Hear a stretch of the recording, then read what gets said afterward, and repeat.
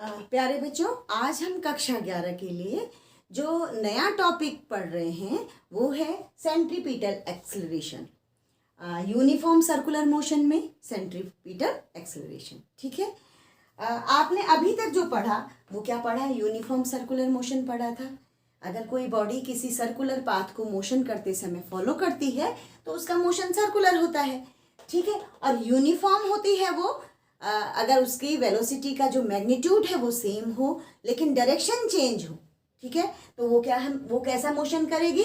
Uniform circular motion करेगी। ये हम जानते हैं। ठीक है। अब देखिए, हम कह रहे हैं कि ये यूनिफॉर्म कह रहे हैं हम, लेकिन उसके बावजूद हम उसमें एक्सेलरेशन की बात कर रहे हैं।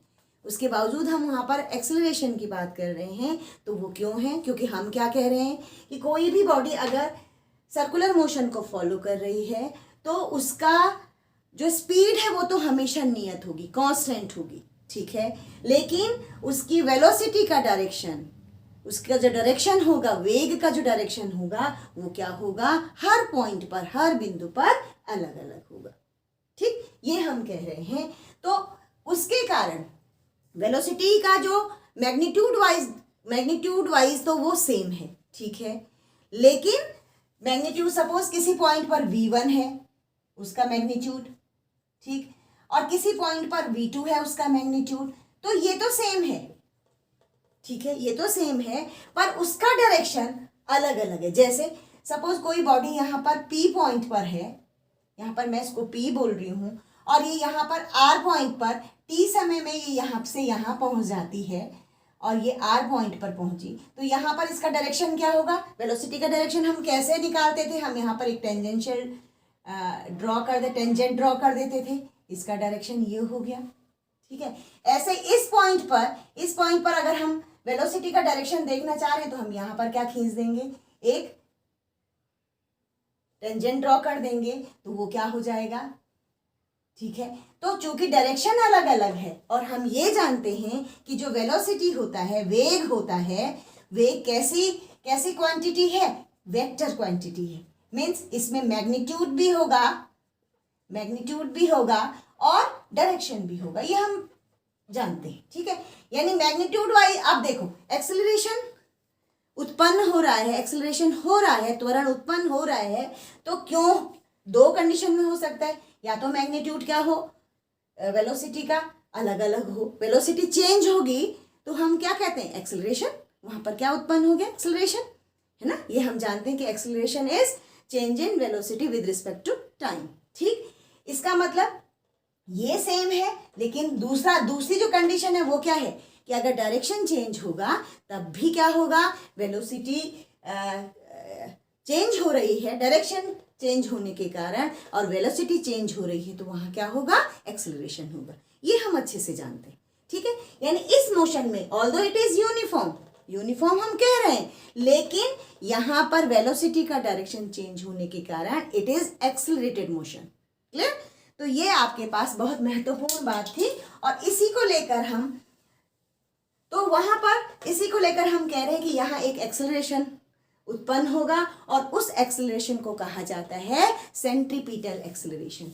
इसका मतलब जब भी यूनिफॉर्म सर्कुलर मोशन होगा, वहां पर जो भी त्वरण होगा उस त्वरण को कहा जाएगा अभिकेंद्रीय त्वरण। सेंट्रीपिटल एक्सेलरेशन का मतलब है, इसको क्या कहा जाएगा? अभिकेंद्रीय त्वरण। और इसको अभिकेंद्रीय त्वरण इसलिए कहा जा रहा है कि इसकी दिशा हमेशा केंद्र की तरफ होगी, उस सर्कुलर पाथ के सेंटर की तरफ होगी, इसीलिए इसको क्या कहा जा रहा है? अभिकेंद्रीय त्वरण कहा जाता है। सेंटर की ओर होगी इस एक्सेलरेशन का डायरेक्शन, इसलिए इसको सेंट्रीपिटल एक्सेलरेशन कहा जा रहा है। ठीक है। अब वो कितना होता है, उसका डेरिवेशन क्या होता है, फॉर्मूला क्या होता है, उसको हम चेक करते हैं। ठीक है। अब मान लेते हैं इसी को मैं यहाँ पर कर देती हूँ। सपोज कोई बॉडी सर्कुलर मोशन को फॉलो कर रही है, ये सर्कुलर मोशन को फॉलो कर रही है। ठीक है। और ये इसका सेंटर है, इस सेंटर के चारों ओर ये क्या कर रही है? मोशन कर रही है कोई बॉडी। और सपोज ये यहाँ पर P1 पॉइंट पर है, इनिशियल जो पोजीशन है उसकी, दैट इज P1। यहाँ पर है, और डेल टी समय में, डेल टी टाइम में ये यहाँ से यहाँ पर पहुंच गई। सपोज ये P2 है, ठीक है, ठीक है, P1 है। अब देखो P1 में जो वेलोसिटी का डायरेक्शन है वो कैसे हम नोट करेंगे, कैसे हम ज्ञात करेंगे? डायरेक्शन ज्ञात करने के लिए, वेलोसिटी का डायरेक्शन ज्ञात करने के लिए क्या करेंगे? P1 पर एक टेंजेंट ड्रॉ कर देंगे। तो ये हमने क्या कर दिया, एक टेंजेंट ड्रॉ कर दिया और इसको हमने कह दिया V1। ये डायरेक्शन शो कर रहा है वेलोसिटी का, ठीक है, कि यहाँ पर उसके वेग की दिशा ये है। और ऐसे ही P2 पर ये सर्कुलर मोशन कर रहा है, चूंकि P2 ये है, P2 पर भी हमने क्या खींच दिया, एक टेंजेंट खींच दिया और उसको हमने क्या कह दिया, V2 कह दिया, ठीक है। अब देखिए कि इसका जो पोजीशन, सेंटर से इसकी जो पोजीशन है ये है OP1 हम इसको कहेंगे, ये पोजीशन वेक्टर हो गया R। ऐसे ही इसका जो पोजीशन वेक्टर है P2 का वो हो गया, वो भी R, क्योंकि ये रेडियस है, ये सेम है। सपोज P1 से P2 जो डेल टी टाइम में तय कर रहा है और P1 P2 जो है इसके बीच का जो डिस्टेंस है वो सपोज डेल एस है। वो कितना है, डेल एस है। P1 P2 कितना है, डेल एस है। और जो इसका जो एंगुलर डिस्प्लेसमेंट है, क्योंकि सर्कुलर पाथ को फॉलो कर रहा है तो ये कैसे करेगा, एंगल में भी तो डिस्प्लेस हो रहा है, ये यहाँ से यहाँ गया तो कितना डिग्री घूम गया, suppose it is delta theta. ये क्या है, डेल्टा थीटा है। अब देखिए ये डेल्टा थीटा है। अब यहाँ पर ये चेक कीजिए, ये V1 है, ये V2 है। इस V1 और V2 के डायरेक्शन के बीच में भी एक जो एंगल होगा वो डेल्टा थीटा होगा अकॉर्डिंग टू ज्योमेट्री। ज्योमेट्री कहती है कि दो समान रेखाओं के बीच में, ये और इसकी लेंथ और इसकी लेंथ, इस मैग्नीट्यूड सेम है, तो इनके बीच में जो एंगल बन रहा है उनके टेंजेंट के बीच में भी, उनके टेंजेंट को जब हम ड्रॉ करेंगे तो उनके बीच में भी क्या बनेगा, उतना ही एंगल बनेगा, यानी ये भी क्या होगा, डेल थीटा। अच्छा, अब ये इतना क्यों होगा, इसको हम यहाँ पे देखो ज्योमेट्री से चेक भी कर सकते हैं। देखिए ये 90 होगा, टेंजेंट है, तो ये कितने डिग्री का एंगल सबटेंड करेगा, यहाँ पे 90 डिग्री। ये 90, ये भी कितना हो जाएगा, 90, ठीक है। 90 और 90 चतुर्भुज के सम्मुख कोणों का योग क्या होता है, 180 डिग्री। ऐसे ही ये और इसका योग, इस वाले एंगल और इस वाले एंगल का योग भी कितना हो जाएगा, 180। तो ये वाला एंगल कितना बच गया, ये वाला एंगल बच गया आपके पास 180 माइनस थीटा, ठीक है। This plus this is equal to 180, तो this angle is 180 minus theta. ये 180 माइनस थीटा, अब देखो एक स्ट्रेट लाइन एंगल बन रहा है ना ये, तो इसका सम और इसका सम क्या हो जाएगा, इसका सम और इसका सम 180 होगा, तो ये 180 माइनस थीटा है, तो ये कितना बच जाएगा, ये वाला एंगल कितना बच जाएगा, डेल्टा थीटा, ठीक है। तो ये क्या है, ज्योमेट्री से हमारे पास ये होता है कि ये क्या है, ये भी उतना ही होगा, ठीक है, डेल्टा थीटा। अब यहाँ पर हम कह रहे हैं कि ये मैग्नीट्यूड वाइज इनकी वेलोसिटी जो है इस P1 पॉइंट पर और इस P2 पॉइंट पर वेलोसिटी के मैग्नीट्यूड सेम है, but the direction is different. Direction क्या है उनकी, चेंज है। उसी कारण वहाँ क्या हुआ, एक एक्सेलरेशन, इस मोशन में एक एक्सेलरेशन उत्पन्न हुआ, ठीक है। तो हम ये मान लेते हैं, ये अजम्पशन है, चूंकि यूनिफॉर्म सर्कुलर मोशन कर रहा है तो V1 का मैग्नीट्यूड और V2 का मैग्नीट्यूड को हम कैसे करते हैं, पैरेलल लाइंस के बीच में इसको लिख देते हैं। ये क्या है, सपोज ये V है, ये क्या है, सपोज ये V है। V1 और V2 के मैग्नीट्यूड वाइज सेम है और दोनों ही क्या है, V है। डायरेक्शन चेंज है इसलिए एक्सेलरेशन उत्पन्न हो रहा है, ठीक। अब देखिए इसको हम यहाँ पर ड्रॉ कर रही हूँ, मैं इसको यहाँ शिफ्ट कर रही हूँ। ये V1 है आपके पास, ये V1 है, ठीक है, और ये V2 है। इसको एज इट इज मैं यहाँ पर शिफ्ट कर रही हूँ, ये V2 है और इनके बीच में जो एंगल है वो डेल्टा थीटा है अकॉर्डिंग टू ज्योमेट्री, ठीक है। सपोज ये पॉइंट यहाँ पर Q मैं इसको बोलती हूँ, तो इसको हम यहाँ पर Q बोल देते हैं, ठीक है। और ये क्या है, इनके बीच में जो डिस्प्लेसमेंट है इनके बीच में, ये सपोज Q है, सपोज ये पॉइंट A है और ये पॉइंट B है, ठीक है। इसको मैंने यहाँ पर ऐसे बना दिया। ठीक, अब इसको देखिए, आपके पास according to triangle law of, जब हमने वेक्टर्स को ऐड किया था, एडिशन ऑफ वेक्टर्स हमने पढ़ा था, और अकॉर्डिंग टू ट्रायंगल्स लॉ ये क्या कहा था हमने, ये वेक्टर इसका हेड दूसरे के टेल के साथ मिल रहा है तो ये क्या होगा, इसका रिजल्टेंट, इसका परिणाम ही होगा, इन दोनों का सम ये होगा। ठीक है, तो हमारे पास सपोज ये ए बी बोल देती हूँ मैं, ये हो गया V1 according to triangle law, check करो उसको जरा आप, V1 प्लस, इसको सपोज मैं ए बी ही बोल देती हूँ, अभी ए बी बोल देती हूँ, और ये क्या हो गया इज इक्वल टू V2। ठीक है, ये भी वेक्टर ही होगा, तो आपके पास V1 plus A B is equal to V2, तो यहाँ से क्या आ गया, A B is equal to V2 minus V1, difference है वेलोसिटी का, इसको लिख देती हूँ मैं डेल V, इसको क्या लिख देते हैं हम, डेल V लिख देते हैं। ठीक है, इसको हमने लिख दिया डेल V। ठीक है, ये ट्रायंगल लॉ से आप समझ गए इसको। ठीक है, अब देखिए, क्योंकि ये वाला ट्रायंगल P1, ये O है सपोज, P1 O P2, कौन सा triangle, triangle P1 O P2, और ये वाला ट्रायंगल, इसको हमने क्यों बोला है, AQB, ट्रायंगल AQB कैसे हैं, समरूप, सिमिलर हैं। क्यों है सिमिलर, ये दोनों की समान भुजाएं हैं, हम यहाँ कह रहे हैं कि ये V1 और V2 का जो मैग्नीट्यूड है ये V है, ये समान है, और इनके बीच में डेल्टा थीटा एंगल है, डेल्टा थीटा एंगल, समान भुजाएं समान एंगल बनाएंगे, इसका मतलब इसकी तीनों एंगल और इसके तीनों एंगल, इस वाले ट्रायंगल के, इस वाले के किसके, P1 P2 O जो ट्रायंगल है आपके पास P1 O P2, ये दोनों ही क्या हो जाएंगे, सिमिलर हो जाएंगे। ठीक है, और सिमिलैरिटी में आप क्या जानते हैं, ट्रायंगल्स की सिमिलैरिटी कहती है कि अगर दो ट्रायंगल सिमिलर हैं तो उनकी भुजाओं का, उनकी जो आर्म्स हैं उनका रेशियो क्या होगा, इक्वल होगा। ठीक है, इसका मतलब इस वाले ट्रायंगल को इस वाले ट्रायंगल को एक साथ कंसीडर करो, तो इसका मतलब हुआ P1 P2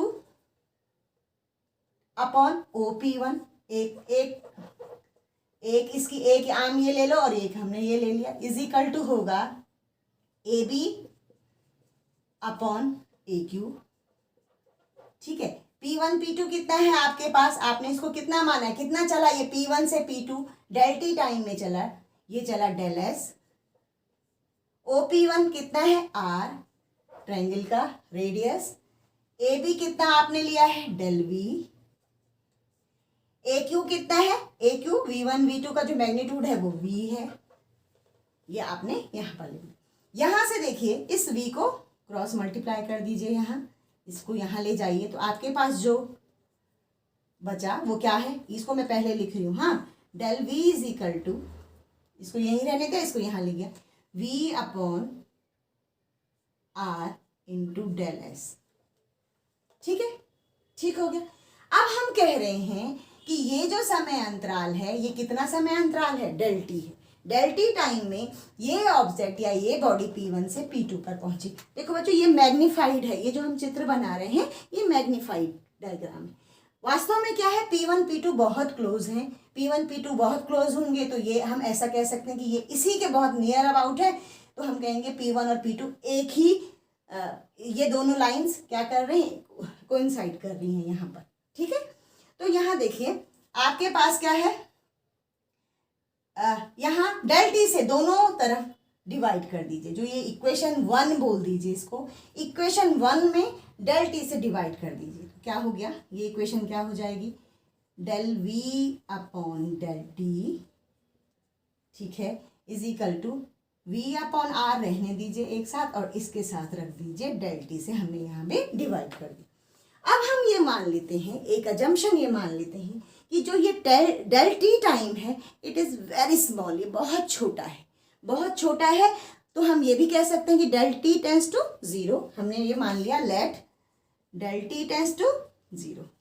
अगर ये डेल टी टेंस टू 0 है तो यहाँ लिमिट लगा दीजिए, ये हो जाएगा limit del V upon del T, limit del T tends to 0, बहुत स्मॉल है, ये बहुत स्मॉल है, तो ये हो जाएगा limit del t tends to 0 v upon r delta s upon delta t। ठीक है, अब देखिए ये क्या है, delta v upon delta t, ये और limit del t tends to 0 ये है, ये कह रहा है कि ये इंस्टेंटेनियस एक्सेलरेशन है, change in velocity upon change in time, और जो समय अंतराल है वो बहुत सूक्ष्म है, तो इसको हम क्या कहते हैं, तात्कालिक त्वरण। इसको क्या कहते हैं, तात्कालिक त्वरण। और इसको किससे डिनोट करते थे, ए से। इसको किससे डिनोट करते थे, ये हो गया ए। ऐसे ही यहाँ क्या हो जाएगा, v अपॉन आर तो आपका बाहर आ गया, लेकिन limit del S upon del T, del S upon T ये क्या है, रेखीय विस्थापन बटे समय अंतराल, और t बहुत छोटा है तो ये क्या हो जाएगा, तात्कालिक वेग हो जाएगा। विस्थापन बटे समय क्या होता है, change in displacement of with respect to time, तो ये क्या है, तात्कालिक, क्योंकि डेल टी टेंस टू 0 है तो ये क्या है, तात्कालिक वेग है। इसकी वैल्यू भी क्या हो जाएगी, v हो जाएगी। ठीक है, तो ये आपके पास क्या आ गया, a is equal to V square upon R, और यही है आपका अभिकेंद्रीय त्वरण। ठीक है, जो कब उत्पन्न हो रहा है, एक समान सर्कुलर मोशन में उत्पन्न हो रहा है। ठीक है, अगर आप इसको आप कोणीय वेग के पदों में रखना चाहेंगे तो आप रेखीय वेग और कोणीय वेग में आपने एक रिलेशन पढ़ा है, क्या पढ़ा है, v इज इक्वल टू, हम क्या जानते हैं, v is equal to omega R, ये पढ़ा है हमने।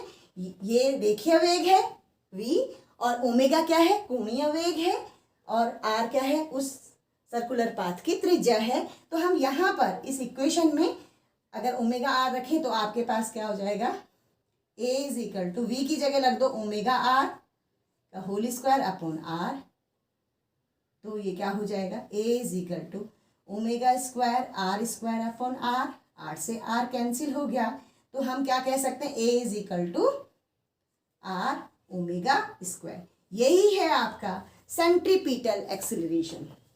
और इस सेंट्रीपिटल एक्सेलरेशन की जो दिशा है, त्वरण की दिशा है, वो केंद्र की ओर होगी। क्यों होगी, क्योंकि हम क्या मान रहे हैं कि डेल टी टाइम जो है वो बहुत सूक्ष्म है।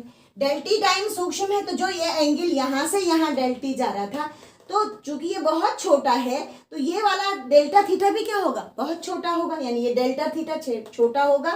तो आपके पास ये v1 और v2 क्या हो जाएंगे, संपाती, कोइंसाइड करेंगे यहीं पर।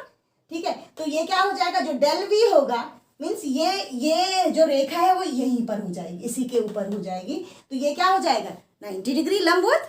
और लंबवत कहाँ होगा, उसकी डायरेक्शन वही होगी, हम कह रहे हैं उस त्वरण की डायरेक्शन वही होगी जो डेल वी की डायरेक्शन है। डेल वी की डायरेक्शन कहाँ होगी, अंदर की तरफ, केंद्र की तरफ। इसलिए इस त्वरण को क्या कहा जाता है, अभिकेंद्रीय त्वरण कहा जाता है, जिसकी वैल्यू आपने अभी ड्राइव कर दी, a is equal to V square upon R और a is equal to R omega square.